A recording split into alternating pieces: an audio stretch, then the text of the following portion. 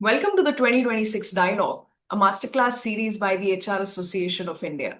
I am Neha Jagnani, and today we'll be discussing a topic that has become a defining factor in organizational success and sustainable growth. Our theme for the session today is People Strategy is Business Strategy, the new leadership imperative. To explore this important conversation, we are joined by Sonica Aron. Sonica is the founder and CEO of Marching Sheep and one of the most respected voice in the field of diversity, equity, and inclusion. She successfully transitioned from a solopreneur to leading a thriving team of HR consultants, with her firm serving over 300 clients across 80 countries and multiple industries. A recognized thought leader in diversity, inclusion, and progressive HR practices, Sonica is known for championing unconventional yet critical workplace conversations that includes menopause inclusion, support system for new mothers, and equitable workforce policies. Beyond her professional contributions, she actively supports social causes, including initiatives focused on the rehabilitation of acid attack survivors in India. Sonica, thank you so much for joining. It's always a pleasure having you. Thank you so much, Neha. It is always a pleasure to be here. And I'm really looking forward to the conversation. Thank you so much. So, to begin with, Sonica, my first question for you is how has the role of people strategy evolved from a support function to a core driver of business growth and competitive advantage? Okay. So, let me look at it from a very puritanical perspective first, right? In the first place, HR should never be seen as a support function. End of the day, organizations are made of people, not of buildings, not of floors. Your technology evolves, and the pace at which technology is evolving today, every 3 months, 2 months, something new is coming. Right now, there are these geopolitical uncertainties. The workforce today has changed so much. 70% of our workforce today is Gen Z and young millennials, right? Now, from that perspective, when you see what is the role of an HR profession, Hmm. right? Whether it is, and I'm not saying just saying CHROs, I'm saying from CHROs to COEs to HRBPs, their role is to create an environment where everybody thrives and flourishes. Right. And in the absence of that, how can any business succeed? So I, first of all, have never, even when I was working on the corporate side, when I was working with organizations till 2012, I never looked at myself as a support function. I was always an integral part of business decisions. And even today, if you look at organizations where we hear of, and it gets published today, right? Because knowledge is democratized. So, organizations that have taken calls of letting go of employees overnight, or the announcement happens overnight. The question that arises over here is that, was HR in the room? Did HR have a voice? Because if HR was in the room and HR had a voice, then the exits would have been handled in a much better manner. And there would not have been any fallback on the organizational reputation.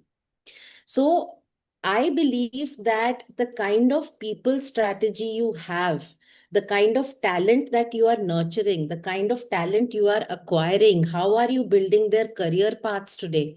Are you listening to what today's workforce is really asking for?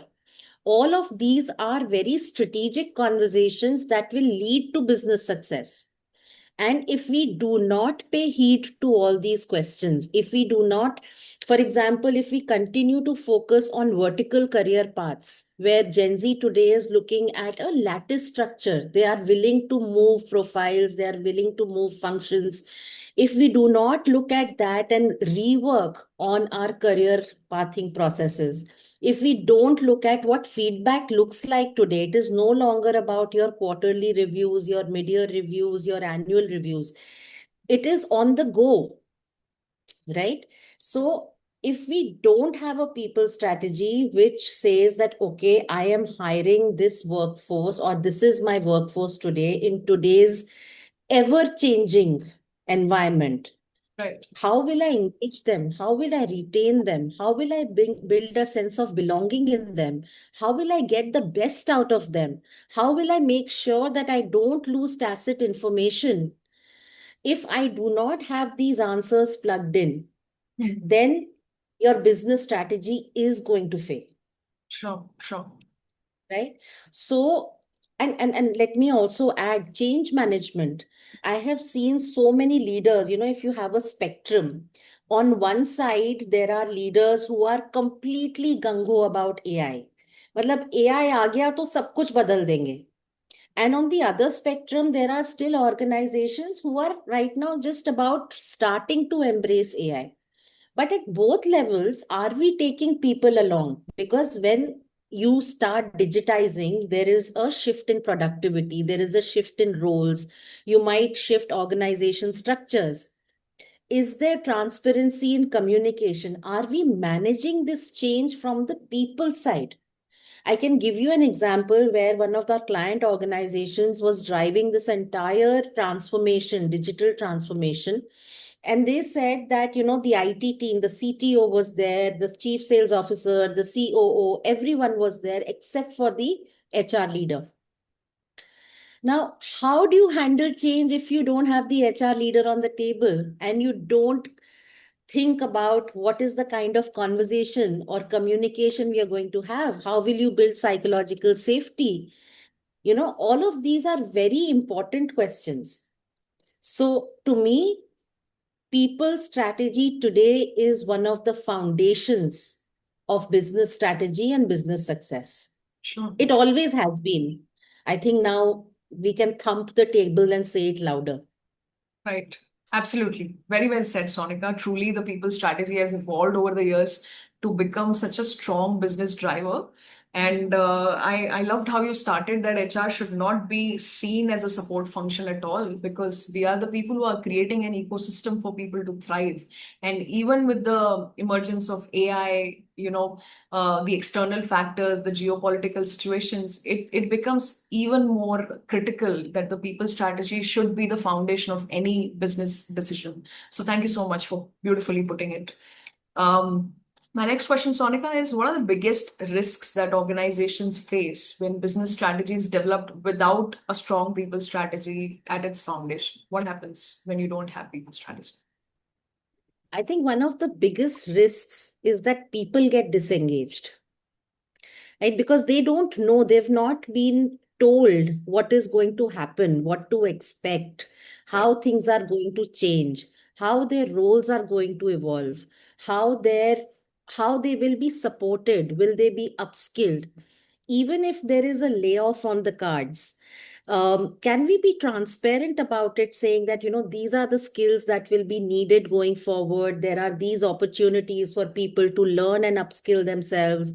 There will be certain restructuring, there would be some layoffs, but we are going to support people who get laid off.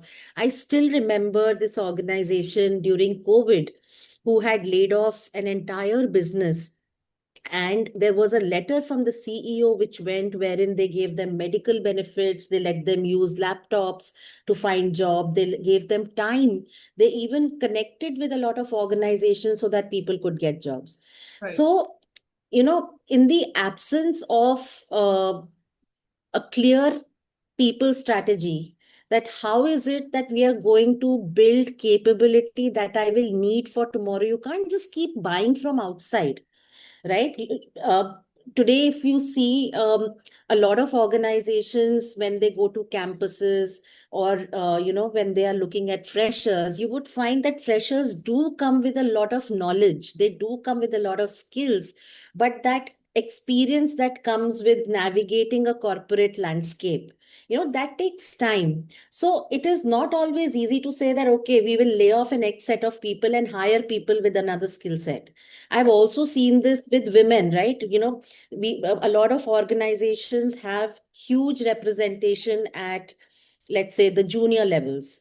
But by the time you reach the middle level, in fact, this was one of our most stark findings when we had conducted research across 840 companies, that 63% organizations did not have women at the key managerial positions. Where do they go? And then when it comes to the CXO level, because there is a mandate, they will hire. And because there is a mandate that at the board you need to have a woman, there would be one woman. But that middle rung is completely khali. So if I look at it from a broader people strategy, your biggest risk is that you are losing talent because they get disengaged. They feel that there is no transparency, there is no clarity, there is no psychological safety.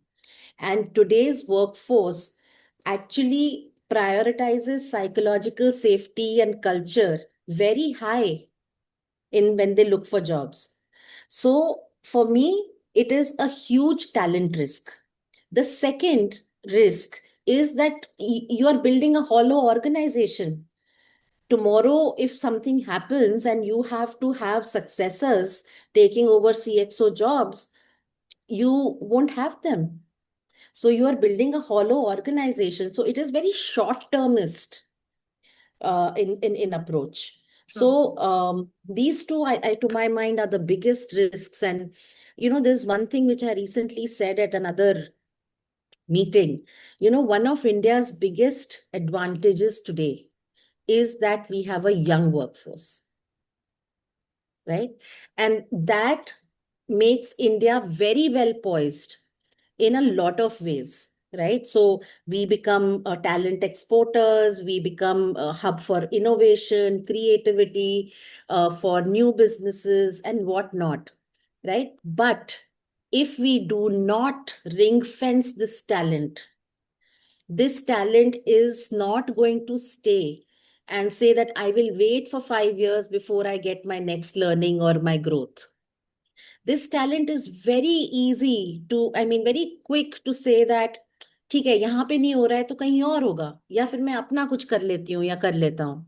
So I think that is the biggest risk that an organization faces. And it is not just, it's tangible because you hire people, you spend money training them, you spend time and effort in grooming them. Right. And because you've not built a strategy that works for them, they leave. Right. So there is a financial implication. It might not show in anybody's P&L, in a CFO's P&L, but it pinches and it hurts really hard. Absolutely, absolutely. So strong people strategy, if not there at its foundation, as you rightly mentioned, with respect to talent, people will be disengaged. Psychological safety will be lost for people, and lastly, it'll be more of a hollow structure if you don't, let people thrive, if you don't give importance to the people strategy. And beautifully put on the young workforce, the scenario today in India, very, very important to make sure that you keep your people engaged. You think from people's perspective. That's how the young workforce will thrive, and eventually, you grow as an organization along with this. So thank you so much Yeah. for that. My next question, Sonica, is how can leaders ensure that talent, culture, and workforce planning are directly aligned with the long-term business objectives? I think they need to keep having conversations with their teams. They need to keep sharing the vision. Where is it that they want to go? They need to. So, there was a time, Neha, when the manager or the leader needed to know it all. But today, I think the first mindset shift that leaders need to make is that they don't need to have all the answers. They need to build teams under them that can arrive at different answers and then synthesize them. So, from a command and control to an empower and enable. So, that is one big shift that I think leaders need to bring about. The Right. second thing, I often give this example when I'm taking sessions. I ask my participants that, when growing up, have you been hit by your parents? Marks अच्छे नहीं आए, you came too late, inform नहीं किया, क्या कर रहे थे, if you're a girl तो किसका फोन आया था, right? So all of us have been, scolded, hit, disciplined. But today, we don't do that to our children. Today's generation would not lift a finger. There would be other ways of disciplining. There'll be conversations, but they will not hit. Now, the same thing I want leaders to introspect on. Today, leaders will have children who are 18, they've left for college, independent. I want them to reflect that if they were able to change their parenting style so that their children could come and speak to them with transparency, with openness, can we bring about the same shift in organizations? Where I'm not saying treat your teams like children. I'm saying, can we give them the same trust, the same transparency, the same openness? Can a leader be okay about being vulnerable and saying, "Mujhe nahi pata ki kaise karna hai, tum batao," right? So I think that is where a shift needs to come in. The second piece, this stereotyping of Gen Z. Okay, and I'm a parent of a Gen Z and a Gen Alpha, and I'm telling you that these children have more clarity on what they want to do in life, what kind of life they want to live, than we had when we were 18 or 20 or even 25 for that matter. Right. Right? So I think this entire stereotyping that Gen Z is not committed, they are not loyal, they don't want to work hard, is actually very wrongly placed. I think they're very committed, very loyal, very, very ambitious, but they have their own picture of success in their head. Right. My picture of success, when I started my career, my parents said कि बेटा हमेशा नौकरी करना, तनख्वाह मिलती है, there is security. मैंने करा बहुत साल नौकरी, and then eventually, because I wanted to do a variety of work, I started my own firm. I don't think anybody was more disappointed with that move than my own father. But today, children are completely okay about exploring options that we never thought about. My son wants to get into theater, he wants to get into political science, he wants to get into policy making, my daughter wants to get into fashion designing, and it's completely fine. Now think of people who are working in your organizations. You hire somebody in HR and that person says, I want to also try marketing. I also want to do social media marketing. Are we open to let that happen?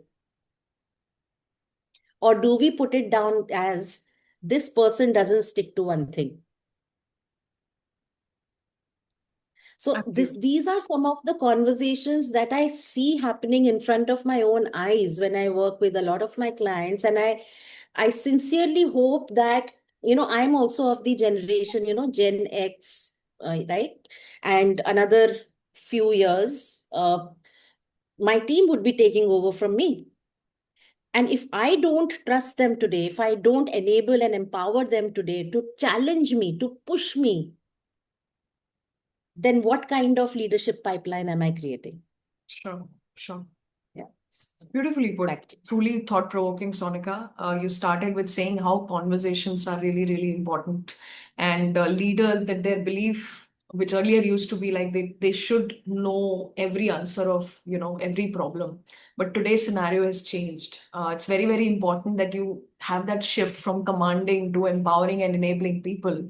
Open to being vulnerable as a leader, saying, "Okay, I don't know this. How can we do this together?" Um, Beautiful example of parenting and the Gen Z's perspective that you brought, that we have to break the stereotypes that we have yeah. in our mind for Gen Z's, and of course the layers of parenting, how you related to corporates and leadership was very, very thought provoking, and a perspective that should definitely be considered by every leader today. So thank you so much for that. My next question, Sonika, is in an era of rapid transformation where what people related matrix should business leaders prioritize alongside financial performance indicators? Very good one. I think we should, so there are leading indicators and there are lagging indicators, right? A lagging indicator is your retention or attrition, whatever you want to, कि कितने लोग छोड़ के गए, etc. Your leading indicator is every organization does an employee health survey, right? Whatever, I mean, whatever agency they use, they do it in house or whatever. they need to not just track the overall percentage, how many people feel a sense of belonging, how many people feel engaged, how many people are looking for a job. They need to see that, because a lot of these reports come by managers. Are we increasing the number of managers who are able to retain talent? Right. So if we have 100 managers, in my last survey, we had 63. In this survey, we have 78. That's a positive movement because leadership behavior has changed. That is where I think a lot of companies measure the wrong things. Let me give you an example of women. Most organizations say that women come back after maternity. हमारा 100% return rate है. वो तो होगा. Because a woman who is career oriented and ambitious, she would not want to change her job when she's just returning from maternity leave. Right. She knows she has equity in the organization. She knows her manager knows her. She knows HR knows her. She knows she will get flexibility and reasonable accommodation. But then the next 18 months to 24 months are critical. If in those 18 to 24 months, her promotion, her increment, the kind of projects, learning opportunities come from a lens of, oh, she's a new mother, she is going to lose interest. And after 18 to 24 months, when her child goes to play school, she's going to look for another job. So the indicator that we need to capture is that how many women who have proceeded on maternity leave continue to stay after 18 to 24 months and are on a career growth trajectory. I sometimes go to clients and, I meet people. I've been here for 10 years. I've been here for 20 years, 15 years. I sometimes ask the HR team that, have these people seen growth or are they just comfortable doing what they are doing? And if the question is that they're comfortable doing what they are doing, that means that they are stopping growth of people below them. And those people will leave. So I think we need to stop valuing tenure. And I'm not saying completely, but those 5-year rewards and 10-year awards don't hold any more value. What is more valuable is who are the people who are bringing up new initiatives, going beyond the call of duty and driving improvements, driving creative thoughts, you know. So the entire metrics when it comes to people has to be revisited from a lens of what does contribution from every member mean towards business, Sure. right? So that's, yeah. Sure. Very beautifully put, and indeed very thought-provoking, Sonica, that it's very, very important of what you're looking at when you're measuring something. The beautiful example there, women coming in from maternity. It's not a good thing that she's coming back to the organization, which is obvious, but it is about how much learning opportunities that you presented to her for her to stay, what values you are creating within your organization for people to grow. The whole aspect of people being in a comfort zone has brought so much perspective to this conversation. So thank you so much for your inputs. This brings us to the last question, which is what leadership capabilities are most critical for building a people first organization that can consistently deliver business results? Active listening, most important. Sure. Leaders should speak less, listen more.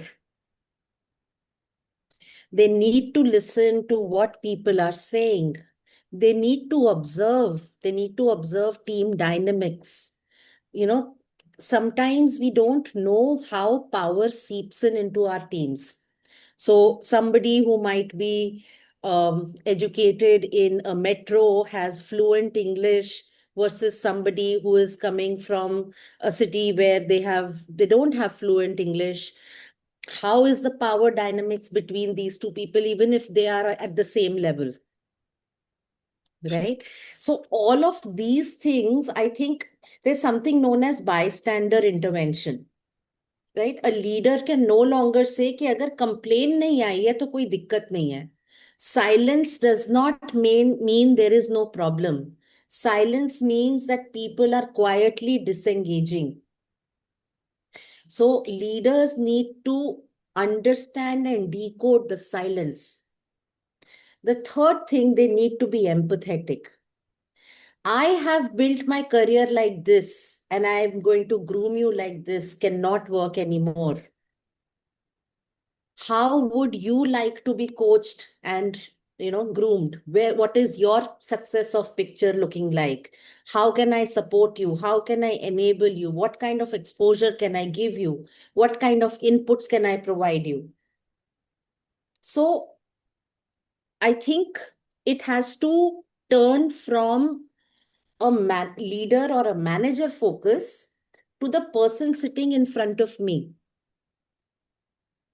So active listening, observing dynamics, being observant, decoding silence, empathy, transparency, removing personal bias. कि मैंने ऐसे किया है तो ऐसे ऐसे ही होगा. Also, not feeling insecure. you know I've for example, somebody was once telling me that the leader is every time there is a presentation or a CXO meeting, the leader just does not take his team along. Even though the work is done by the team, everything is done by the team, it is the leader who's presenting to the CXO. But what people don't realize is that when they build people under them, then growth will come to them automatically. Right? If my organization feels कि आज सोनिका को replace करने के लिए कोई नहीं है, तो वो मुझसे वही काम करवाते रहेंगे जो मैं अभी कर रही हूँ. But the moment people feel that, oh, there are 5 other people who can do Sonika's job and Sonika is ready to take more responsibility, growth will come automatically. So I think somewhere that need to hold on, I think that needs to be released. और वैसे भी 70% तो वो लोग हैं. Over a period of time, we can't stop time from moving, right? Another 8-9 years, we would be on the verge of retirement. Sure. So that is my answer. Absolutely. So I'll just summarize, Sonica. There is One actively, more. yes, Sorry, one more. no problem. Emotional resilience, emotional regulation. So pressure, see, I understand that people, managers, and leaders get a lot of pressure. But and they are the sandwich generation, right? So घर पे भी parents and बच्चे, office में भी leaders and team. So they are sandwiched from all sides. So Right. that emotional regulation, taking care of yourself as well, your mental health, your emotional health, your physical health, it makes you a better leader, a better parent, a better family person. Absolutely. Beautifully put. There is active listening. There is, understanding the silence, being observant, transparency, removing that personal bias, not feeling insecure, very, very important. And last but not the least, emotional resilience, which I think puts a lot of pressure on any leader, any person. So it's very, very important to be resilient because you're in a situation where there is so much uncertainty, be it business landscape or whatever is going in your personal front. Very, very important to balance your emotions. So thank you so much. This brings us to the end of this masterclass. Sonika, thank you for sharing your insights so candidly, as always. And this conversation has truly reinforced the fact that people's strategy is no longer a support function. It is a core business driver. And I think, as you rightly said, if organizations align talent, culture, they can thrive and they can create that sustainable growth. So thank you so much for your inputs today. Thank you so much, Neha. I completely enjoyed myself. Thanks so Yeah. much. Thanks a lot. Thank you.